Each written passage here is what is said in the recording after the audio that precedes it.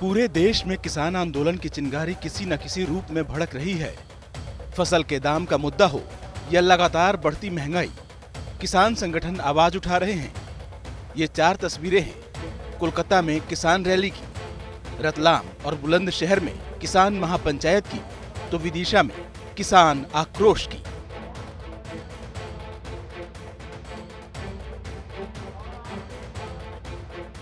पश्चिम बंगाल में संयुक्त किसान मोर्चा के किसान दूत सक्रिय हो गए हैं।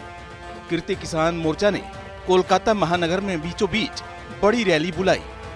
पश्चिम बंगाल के हर विधानसभा क्षेत्र में मोर्चा के लोग जाएंगे। भाजपा के विरोध की इस रणनीति का बड़ा असर पश्चिम बंगाल में दिखाई पड़ सकता है। पश्चिम बंगाल में सभी 294 विधानसभा सीटों पर इसका असर दिखाई पड़ेगा। इस अभियान की शुरुआत 12 मार्च को एक जुलूस निकालकर और अंत में एक जनसभा करके की जाएगी।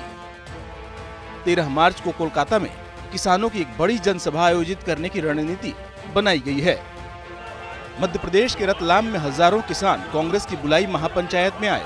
महापंचायत की मंच पर किसान नेता ही बैठे, कांग्रेस के नेता दूर रहे।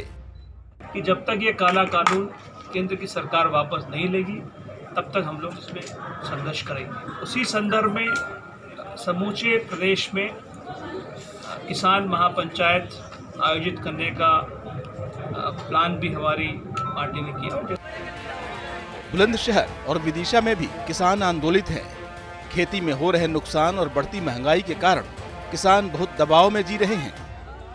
हमें अपने बच्चों को भी भविष्य देखना है। अगर हमारे बच्चे क्या करेंगे जब इस तरह से 1935 गेहूं को गवर्नमेंट का रेट निकाला था और वो 1100 तक जो है बाजार में बिक गया, तो हम लोग किसान कहलाते हैं। किस बात के किसान हैं? हमारे बच्चे क्या खाएंगे आगे चलकर?